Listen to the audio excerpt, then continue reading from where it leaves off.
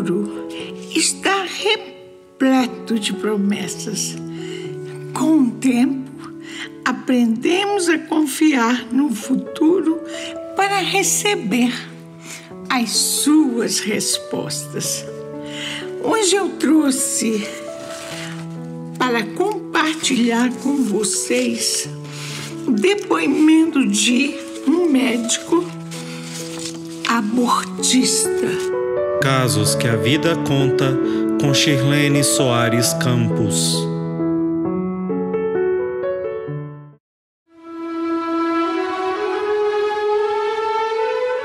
Ele consta, esse depoimento, do livro Depois do Aborto, da escritora Cleonice Orlandi de Lima, de Mirassol, uma escritora fantástica. Ela é até selo do Correio Nacional. Por aí vocês veem como é importante a nossa querida Cleonice. Ela é palestrante, ela escreveu o livro Depois do Suicídio e escreveu esse Depois do Aborto. São livros que não podem faltar na biblioteca de vocês e na mão de vocês para presentear os amigos a quem vocês querem bem. Vamos então ao depoimento. Diz ele: fui diretor da maior clínica especializada em abortos do mundo.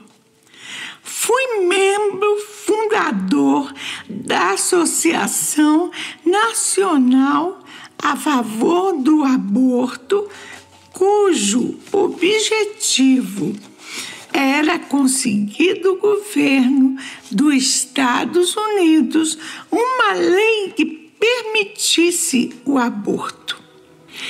Exercíamos pressão sobre os membros governamentais para que fizessem leis nesse sentido. Quero que saibam, portanto, que fui membro da maior organização mundial que vendia aborto. Isso resume de como funcionava a minha organização. Em 1968, ao organizarmos o movimento, fizemos um levantamento para sabermos quantas pessoas eram contra e quantas eram favoráveis ao aborto. O resultado foi: 1% era a favor e 99% não aceitava o aborto voluntário. Vou explicar como fizemos para convencer os 99% a aceitar a ideia, e a mesma tática foi empregada depois em outros países onde se organizou idêntica embrulhada. Duas grandes mentiras nos serviram de base. Primeiro, falsificamos estatísticas e fingimos fazer enquetes mostrando que grande parte dos entrevistados eram favoráveis à provocação do aborto. Segundo, escolhemos uma vítima para atribuirmos a responsabilidade da não aprovação do aborto nos Estados Unidos, a Igreja Católica. Mais tarde, os pró-abortistas empregavam as mesmas estatísticas e os mesmos números inventados por mim em 1968. Como Como médico, eu me divertia, me fazia rir bastante, porque eu havia participado do processo e sabia muito bem que eram tudo mentiras, puras patranhas, mas havia quem acreditava. Pelas estatísticas verdadeiras, sabemos que naquela época, nos Estados Unidos, menos de 1.000 mulheres praticavam anualmente o aborto clandestino. Mas este número era pequeno demais e não bastava para chamar a atenção dos desprevenidos. Então, multiplicamos este número por 1.000 e dizemos que 1 milhão de casos aconteciam anualmente. O número de mortes motivadas por abortos clandestinos também era pequeno. Não chegava a 200. Este número também não bastava para a nossa propaganda. Dizemos, pois, que 10.000 mulheres perdiam a vida por ano em processos abortivos por falta de cuidados médicos. Outras táticas eram ainda de nossa invenção. Dizemos, por exemplo, que havíamos feito uma enquete nas ruas e que 24% da população aprovava o aborto. Meses depois, dizíamos que a aprovação havia subido para 50% e assim sucessivamente, sempre aumentando os números por nossa conta. A ideia é simples. As pessoas, principalmente as mulheres, desejam estar sempre na última moda, desejam sempre formar parte da maioria, desejam sempre ser consideradas modernas, têm horror a ser chamadas de antiquadas. Assim, elas se uniam aos avançados como eu, médico. Mais tarde, efetuamos enquetes de verdade e comprovamos que, pouco a pouco, os resultados que havíamos forjado iam aparecendo. Crescia a adesão ao aborto provocado. Meus ouvintes, vou fazer uma pausa agora para vocês observarem como somos altamente sugestionados pelas opiniões alheias, pelas falsas opiniões. Sejam vocês muito cuidadosos ante as pesquisas, principalmente sobre aborto, porque costumam ser manipuladas e com isso convencem aos que se interessam pelos noticiários. Essas pesquisas mentirosas chegam a convencer aos governantes que modificam as próprias leis. É importante que estejam atentos aos meios de comunicação, porque, de acordo com a maneira de propagar conceitos, eles conseguem infiltrar quaisquer ideia nas pessoas. E em 68, difundimos através dos meios de comunicação todas as mentiras que acabo de relatar. Afinal, quem duvida da estatística? Quem é que vai conferir se tudo é verdade? Pois bem, a maior clínica mundial especializada em abortos, centro de saúde sexual, esteve em minhas mãos, diz o nosso médico. Eram 10 salas de cirurgia e 35 médicos especialistas sob as minhas ordens. Praticávamos 120 abortos por dia, inclusive aos domingos e feriados.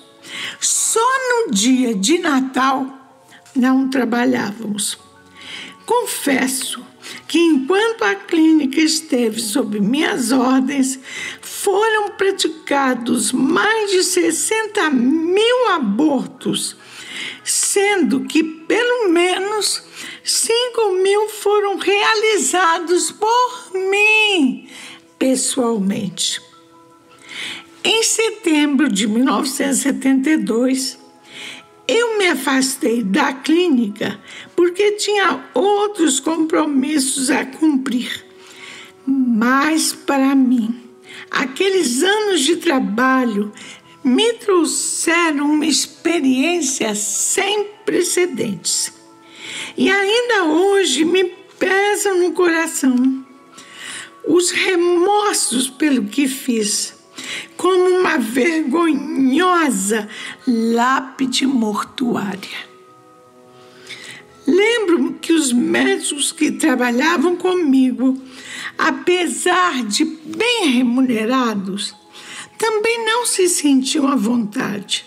Suas esposas me contavam que eles tinham pesadelos pavorosos e acordavam gritando, falando em sangue e corpos de bebês destroçados.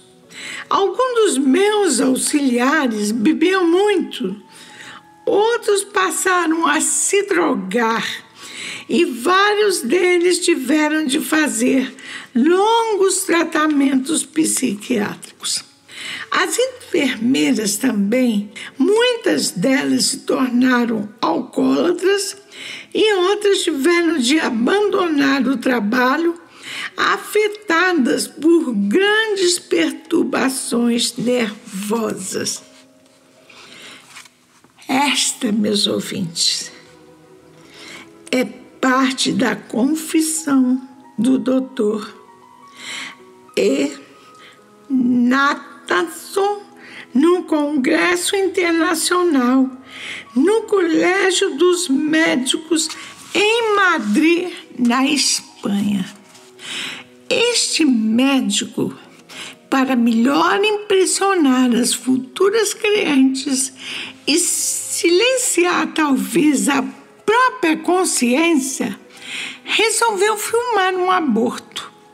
Com este material, poderia esclarecer os que relutavam em aderir à matança de crianças os seguintes aspectos: rapidez, eficiência e segurança com que conseguiam retirar um feto do útero, assim como exibir a alta tecnologia empregada. O filme do Dr. E. Nathanson recebeu um nome: O Grito Silencioso.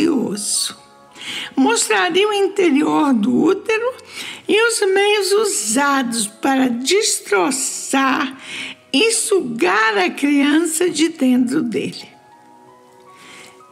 Mas há sempre um mais na vida.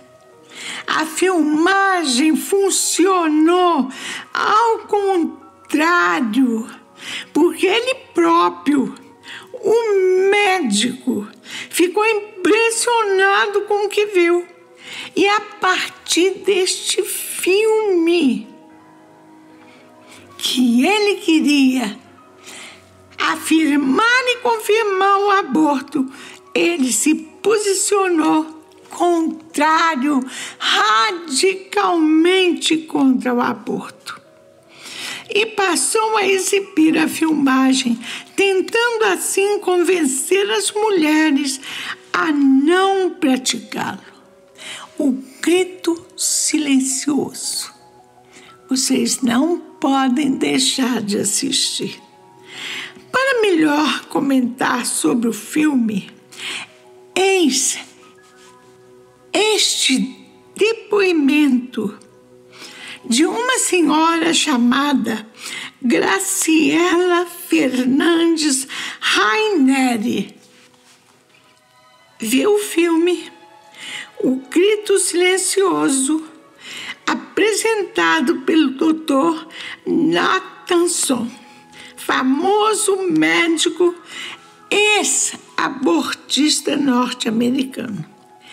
Ele mostra, mediante uma ecografia realizada na mãe, no momento do aborto, o que sucede com o bebê que, apenas agora se sabe, já reflete as características humanas. Sente medo, sente dor, recua e tem apego à vida.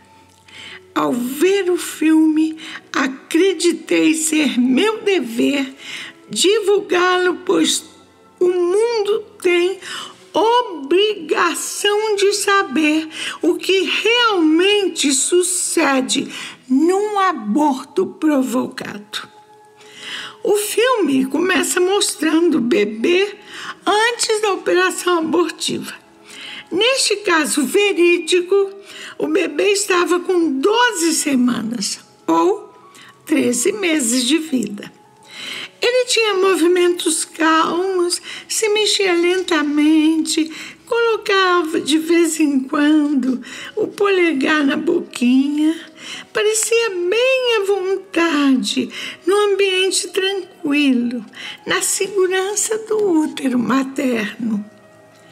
Quando o abortista introduz o primeiro elemento metálico, procurando romper a bolsa miniótica, a criança perde seu estado de tranquilidade.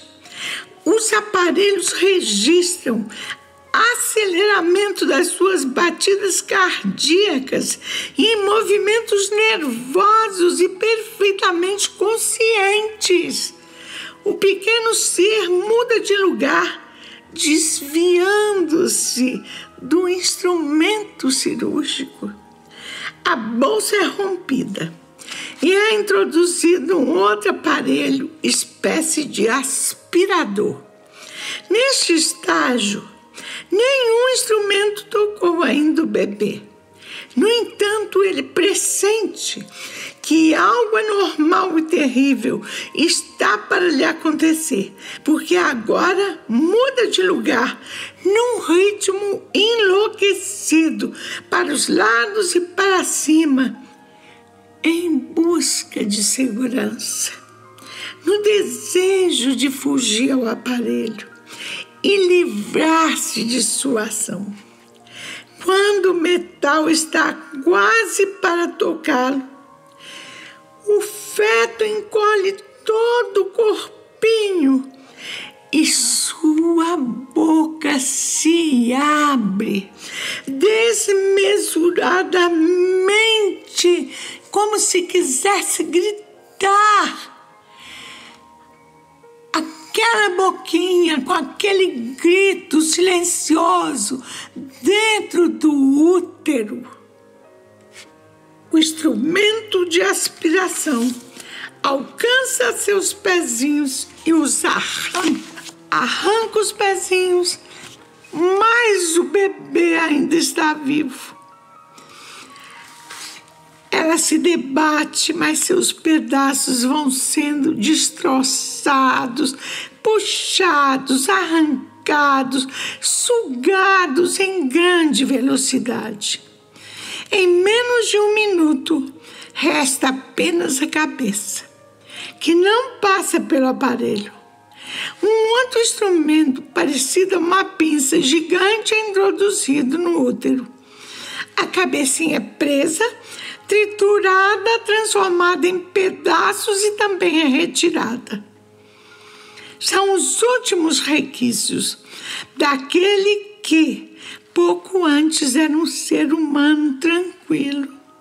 E depois, amedrontado, horrorizado, mesmo em desigualdade de condições, fez o impossível para não morrer.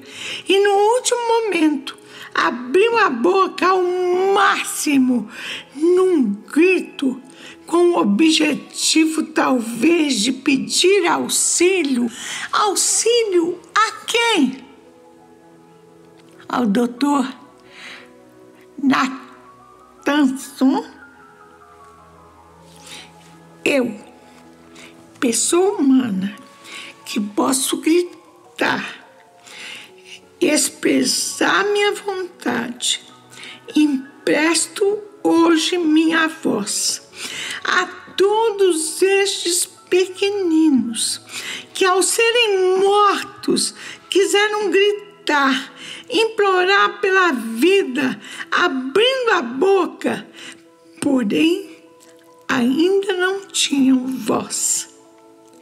Em nome de todos esses inocentes, eu peço a quem de direito que projete este filme em todas as escolas, nos colégios, nas universidades, nos centros religiosos, para todas as mulheres e homens, a fim de que se faça conhecer o que realmente acontece num aborto provocado e dar a conhecer o direito à vida de uma criança.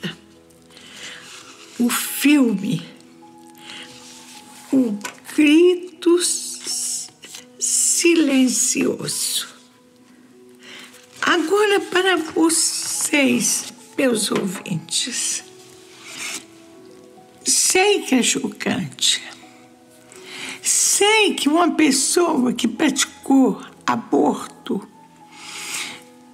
ela pode, nos primeiros momentos, se é jovem, se sentir livre daquela situação, às vezes incômoda, constrangedora, difícil, mas chega a hora do despertar da alma. E a gente sente que é um crime. No entanto, o Espiritismo nos esclarece e nos traz uma mensagem de consolo.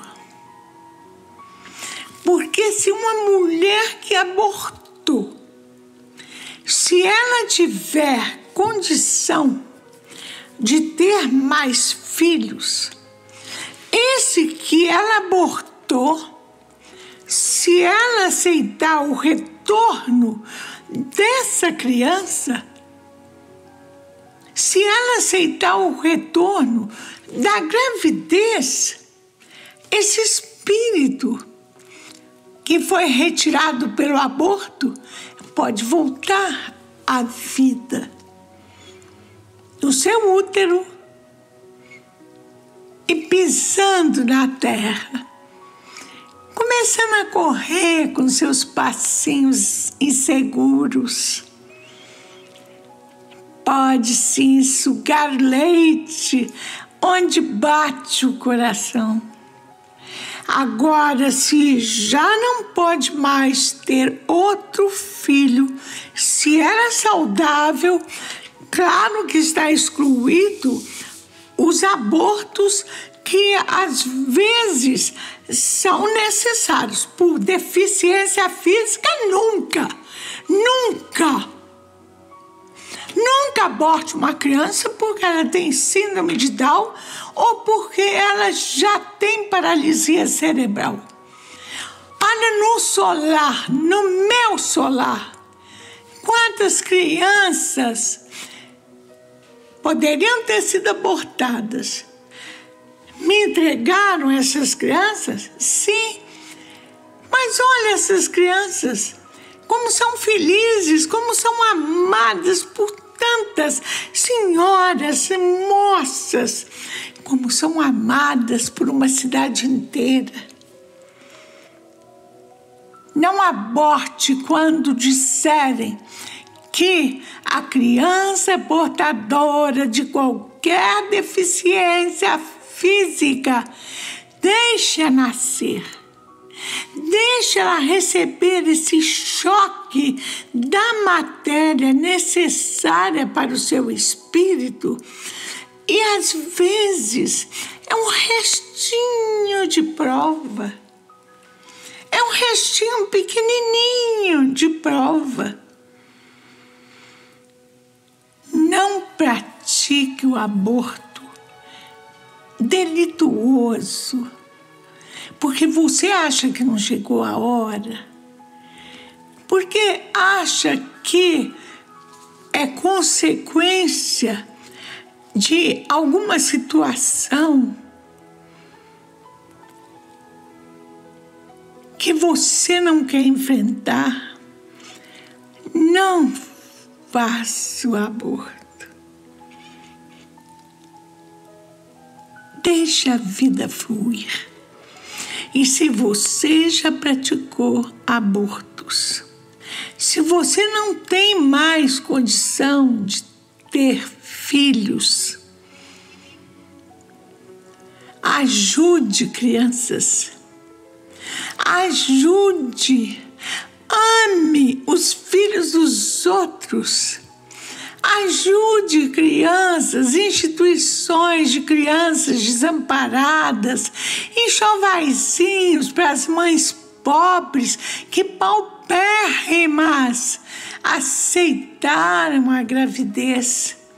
Mesmo que os vizinhos digam, mais uma boca para passar fome? Não. As necessidades são supridas muito mais depressa do que a gente espera. Então, se dedique a ajudar as crianças. Você não precisa colocar dentro da sua casa. Ajude.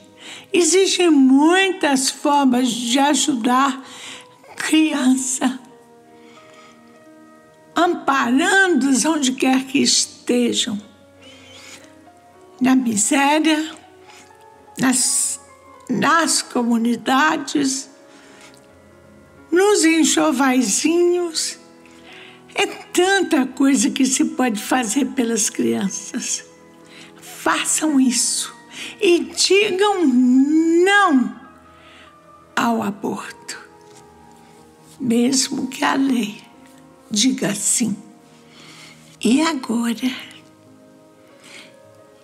eu rogo de coração, fiquem com Deus, sempre, sempre, sempre.